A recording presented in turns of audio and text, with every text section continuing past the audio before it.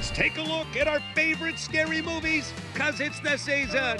We'll go behind the scenes of The Exorcist with Linda Blair herself, Silence of the Lambs with Academy Award winner Sir Anthony Baba Beans Hopkins, Get Out and Us with Jordan Peele, the real Mrs. Warren who found the real haunts of The Conjuring 2, The Nun, and so much more. Also the stars of those movies too. Oscar winner Jamie Lee Curtis screams praises to Halloween and so much more from the most haunted place in America as we take a look!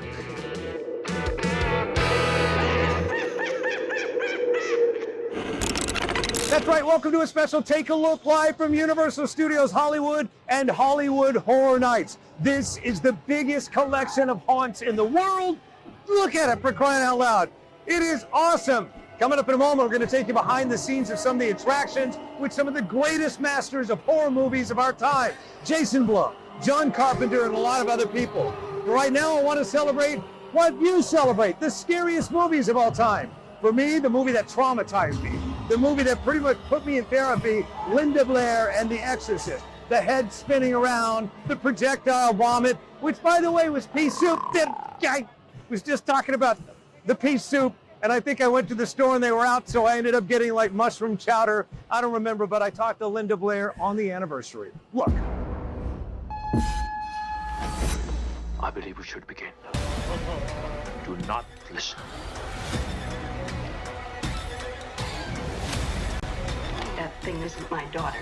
It is he who commands you. The power of Christ compels you. What an excellent day for an exorcism.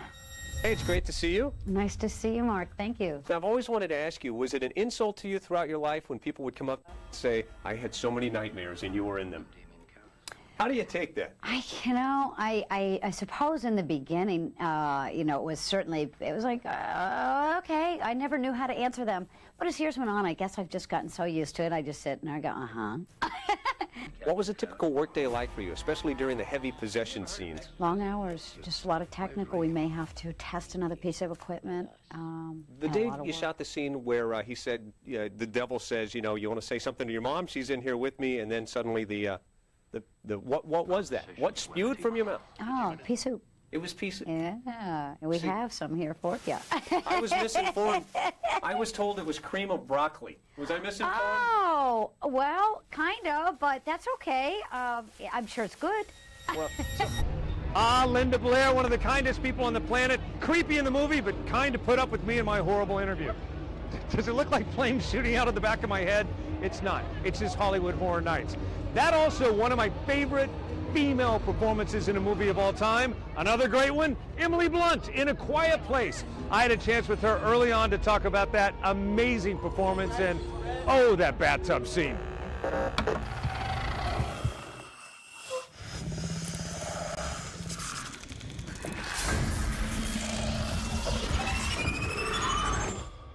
Anybody that knows anything about the way to see movies, you hold your popcorn for swells in the music or action sequences. That's it. I held a fistful of popcorn for like 45 minutes. I know, forget it. You don't have a chance. You're just going to watch this film starving. Right? Yeah, pretty much. Yeah. Save the popcorn for later. Yeah. Because you're gonna need some carbs because you're gonna be burning them off through all of the exhaustion of watching this thing. Good. What's your favorite scene? You've seen it, I'm sure, many times. I mean, I don't know if I can say it sort of I enjoy it, but I think I enjoyed people's reaction to the nail sequence, like the whole nail in the stairs. It was like when I saw it with the South by Southwest audience, which is when I first saw it with an audience of 1,200 people. We didn't know that the nail set piece would play as well as it did, but honestly, as soon as I turn on the basement lights, people are like, no, like they were just like screaming at the screen. So it was kind of fun to watch. What a performance. Her performance so strong, I still limp just thinking about the nail scene in that movie. And by the way, if you're at Universal Studios, check out the attraction. As you walk through the maze, it faithfully represents some of your favorite scenes from the movie. Aliens around every corner. You want to be quiet, but you can't because you're screaming too much. Hey, speaking of screaming too much, segue into my other favorite movie, and again, a strong female performance. In fact, a performance so strong, the scream lasted from last century all the way to this century. I'm talking about Jamie Lee Curtis in Halloween. It started in 1978. It is still going strong. In fact, I caught up with her right here a couple years ago to talk about that. He's waited for this night. He's waited for me. I've waited for him. Get out! So long! Get inside! What did we look forward to at the new Halloween? What are you most proud of? Intense. It's intense and it's beautiful. So it's super intense and beautiful. You just described your movie the way I describe you everywhere. Nice to see you. Yeah, how awesome is she? The now Academy Award-winning Jamie Lee Curtis. Great news, another Halloween movie on the way. Also, Jason Blum of Blumhouse announcing that a new series Jamie Lee Curtis connected to on the way as well. I can't wait for that. All right, let's keep this Take a Look Halloween horror special continuing. The Conjuring, Annabelle, an entire universe inspired by a real-life couple. I catch up with the real-life couple and the Hollywood couple that play them as Take a Look continues. Don't move.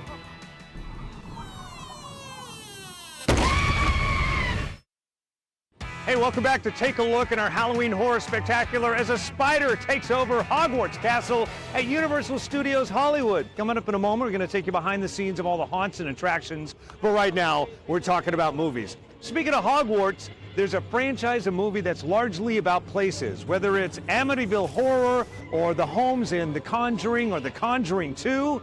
And that's where the Warrens come in. The Warrens are a real-life paranormal investigative couple. I had a chance to catch up with the real Lorraine Warren to talk about all things haunted in real life.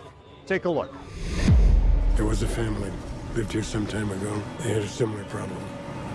I'm living in their house. We need to get out of here. Just pack up and go. Everything we have is in this house.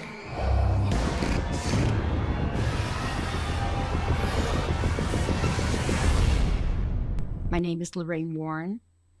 I went to the Amityville home with my husband back in 1976. We were called in because of our expertise in the area of research into haunted locations. And so you worked with the Lutzes. You knew this family, and you instantly perceived this house as being infinitely disturbed.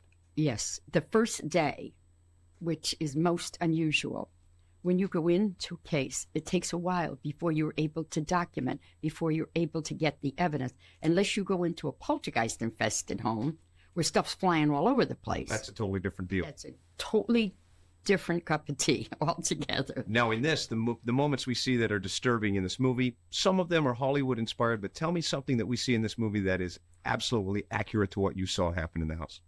I had come under attack going up the stairs from the first floor almost to the second floor landing. Felt this tremendous pressure on my body. And feeling that pressure on my body, I had a relic, a Padre Pio, in my hand. A priest who suffered the wounds of Christ for 50 years of his life, had the gift of stigmata, could physically fought the devil, and had the gift of bilocation and discernment, which means he could be in two places at one time. And we both came under attack at the exact same time. I'm getting chills just listening to this. Do I have time to get a reading? Do I have time? Let's do a reading. Okay. Oh, now that's much. You're going to read my aura? I can read your aura. Okay. All right. Health. I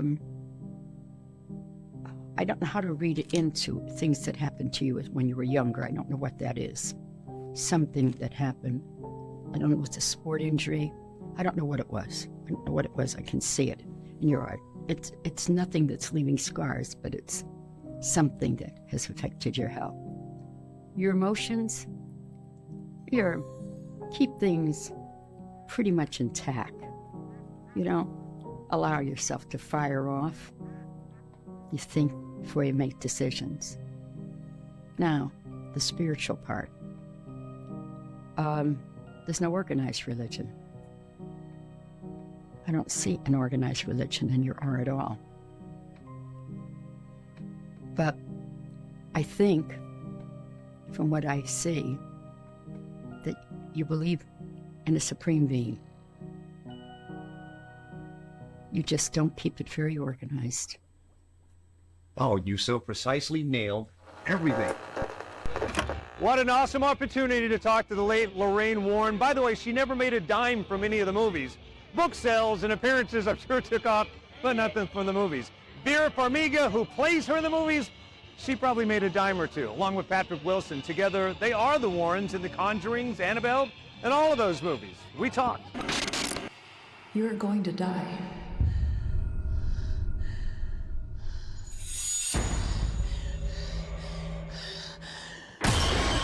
Hello. How are you? Honor. Good to see you. Good to see you. Although, and you probably get this a lot. I talked to Linda Blair one time about this, and she said people love me, and they're also kind of creeped out when they see me coming. Right. Do you get that now? Right. Having done 3? Luckily, we're not possessed. No, yeah. No, we don't. I don't get that. I don't get. Yeah. People are eager to share their haunting People stories. tell me they're scared of you, but they're not so much of me. They are awesome. And by the way, if you haven't seen The Conjuring 2, it's the best horror sequel of all time, hands down guaranteed. Google it. Most people tend to, he agrees with, you know what I'm saying, right? By the way, Patrick and Vera don't have long-term contracts to play the Warrens. They just say they'll keep coming back as long as the stories are solid. Patrick says he wants to keep playing Mr. Warren even after he crosses over to the other side. You know what I'm talking about, right? All right. When we come back, my favorite filmmaker for horror and suspense of this century. Of course, I'm talking about Jordan Peele. It all started with Get Out. We'll talk about that and more. Let's Take a Look continues. Horror movie spectacular next. If you want to get crazy, we can get crazy.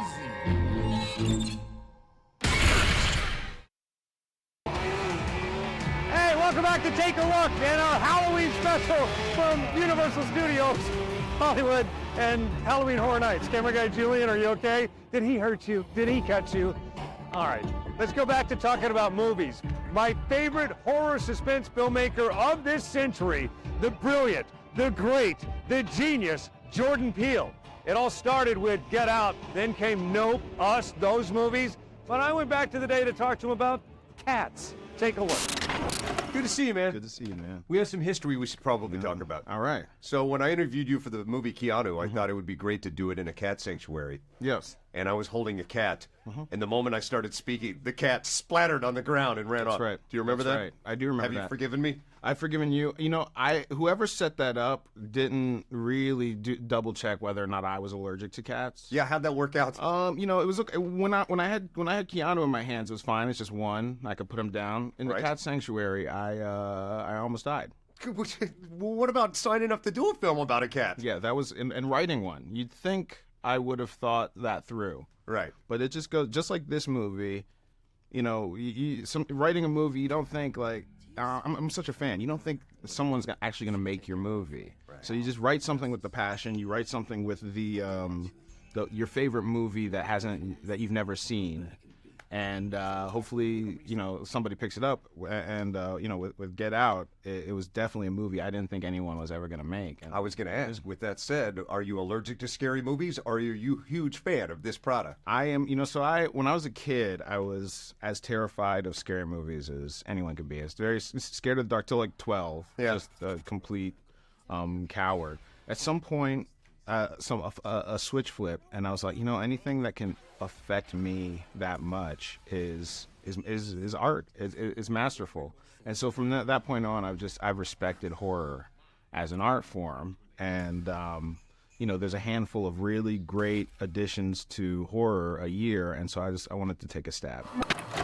Jordan Peele is brilliant, no matter what he puts his foot in mind to, whether that be a horror movie or comedy, equally phenomenal. By the way, he said he's not so much influenced by the slasher pop-out scares that guy loves, but more the suspense thrillers like Silence of the Lambs. Speaking of which, it's one of my favorite movies of all time as well. Got a chance to catch up with Academy Award winner Sir Anthony Hopkins to talk about eating people. Look. Good to see you. Congratulations on this. Good. Enjoyed it, huh? Yeah, loved it. Loved it. Good. Now, when people say, did you like it? And you go, and I did like it. I loved it. When you wax enthusiastically about this movie, they also look at you like maybe you got problems. You understand why? Yeah. No, it's an entertainment. How about having played Hannibal in the original and of course now the sequel, do you find that people are paying more attention to what you order in restaurants and how you're eating? They serve me sweetbreads and liver and pumpkins. Things like There's that. a lot of anticipation about the movie, I guess. We're in New York, and I see my face on taxis and billboards. A cab driver says, "Hey, Tony, good luck with Hannibal." So I said, "Thanks a lot." So there's a lot of fun about it, excitement. And, I can't take any of it seriously. I've got to keep my head and just enjoy it. And, it's all a game. Why do you think we like Hannibal so much? Why do you think he's such a beloved villain? Do you think it's because, with the exception of the fact that he likes such a nice guy like myself? Well, that's it. Well, you get the feeling that if it weren't for the fact that he eats people, he wouldn't be a bad guy to hang out with. I think it's part of the thing. It'd be kind of amusing to have dinner with, as long as it's me, he's not eating. Yeah, right. I think because he's witty and he's cool and he's cultured and all that stuff that America loves. I love all that culture and stuff. He's so cultured and cool. So, yeah, I think that's why he caught on in America. I guess there's a European flavor to it as well. If you were to describe yourself as an entree, what kind of meal would you want to be? That's a very sick question. You are disturbed. Yeah, I've got some problems. The unforgettable Sir Anthony Hopkins from Silence of the Lambs, who, by the way, says he's pretty much done making scary movies and will never revisit that part again. You know what he does these days? Check it out. I'm not lying. He pretty much sits around making TikTok videos. Just put your arms around me, and I will be your guide. Such happiness together, to love you as you are. All right, moving along. Why are we at Universal Studios Hollywood? The same reason 250,000 people are here right now. It is the largest collection of haunts in the world from some of the most brilliant minds in horror. Jason Blum, John Carpenter, a lot of other people. I catch up with them next.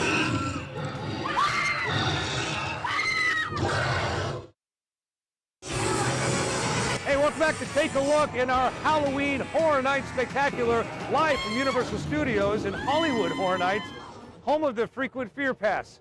Technically right now, I need a frequent change of underpants pass, but that leads me to something a little tamer. Check this out. Ghostbusters. Probably not the scariest movie you've ever seen, maybe the scariest movie you saw when you were 3 years old, but it holds a special place in my heart. Steps away from here, I caught up with the creator of it, one of the greatest filmmakers of all time, the late, great Ivan Reitman. So I want to show you that, and then right after it, moments ago, I caught up with his son to talk about it, as well as other greats in Hollywood and horror. Take a look. Where are you from, originally? I'm heading back up there tomorrow, and I've been on the set with him, most of the last 2 months, and he's doing an extraordinary job. Congrats on the great kids and the great movies. It's an honor because I stood on this very carpet talking to your dad, and he was so proud that you were taking it over, and it's one of my favorite red carpet moments of all time. Oh, that's really kind of you. I've been coming to Halloween Horror Nights since I was a teenager. I went to the original iteration back in the 90s, so having Ghostbusters here at Universal Studios, I mean, that's it. That's the ultimate. I can't wait to go in there and get the crap scared out of me. Get her! I've always said, like Walt Disney, what he was to animation and films last century, you are to horror and adult suspense this century. So with that said, how cool is it to have your own ride? It's amazing. It's amazing, and thank you for saying that. That's a real compliment. I mean it. And it's great. It's great. We've never had the Terror Tram before, so it's new for me. I was just taking a picture of the poster, so I'm excited about that. So awesome. In case you wonder about the poster, that's the lovely art right down there. What can we experience? What's it about? Well, it's got 4 movies. It's got Megan, Black Phone. I'm cheating right now. Happy Death Day. I love that you're looking. You're cheating at your own art. I haven't done it yet. Done it yet. So I'm excited to do it, but I haven't done it yet. And then we have the Purge as a water event here, and then we have a maze, which is Insidious. So we have 7 movies and 3 rides here. So it's a lot of Blumhouse, which I'm excited about. It's awesome. I know. I do. Pleasure. Officer Byrd, You just hung out with Slash. How was that? That's how you do it, man. You know, you go, hey, Slash, guess who I am? And he's standing there confused. I was like, good, let's get this picture while you're confused. You said, I love Guns N' Roses, I love Aftershock, and he said, I loved you in Fear Farm too. You know, I loved him when he played with Michael Jackson. Man. You remember that? No, I know. Think about the history that just stood beside you. Man. That's it, you know. Slash is slashing, you know. But then again, I'm me. Man, I'm me. Help me! Help me! Call the police! Help me! Big fan of the show. How you doing, brother? Congratulations on everything. Thank you so much. I Everything. appreciate you. All right, so I know you love talking about the show, but right now, what's the scariest movie you've ever seen? Scariest movie I've ever seen, probably The Birds. I feel like the first real horror movie I saw that genuinely terrified me was Insidious. And I still love those movies and watch those movies all the time. So I still hear Lin Shaye's voice in my head. So how weird is it to know that Lin Shaye from Insidious is just down the red carpet? I did not even see. You gotta double back. What the heck? I gotta go say hi. I'm gonna freak out. You beam joy and positivity, yet at the same time, you probably creep some people out. Is that a gift as well? I think, I love to inhabit other people and other characters. You are lucky my husband is not here. He would shoot you. Now get out! Lin Shaye is awesome and has gone on to say she'll make more Insidious movies for as long as they offer them. She's there for them. By the way, I don't think that Insidious movies are the scariest thing she's done. Frankly, go back and look at something about Mary. You know what I'm talking about. There's some scary moments in that. All right, that wraps it up for our Halloween Spectacular Happy Haunting Season. Be sure and like and subscribe. Take a look on YouTube. Jump in the comments and tell us your scariest movie. I hope I see you again, but this may be it. Goodbye. Good luck. Fare thee well.